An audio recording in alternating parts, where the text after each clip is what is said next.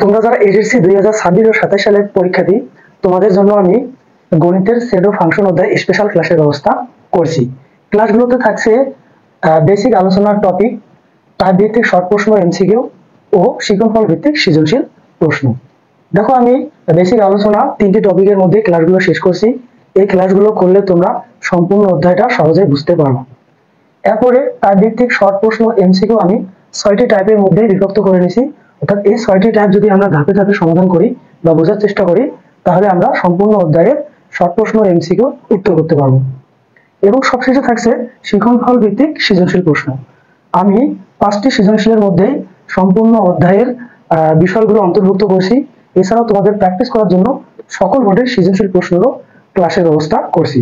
তাহলে এই ক্লাসগুলো পেতে তোমরা যারা আগ্রহী, অবশ্যই আমার ইউটিউব চ্যানেলে সাবস্ক্রাইব দিয়ে রাখো, এবং যারা ফেসবুক পেজ থেকে দেখছো, ফেসবুক পেজটা ফলো করে রাখো।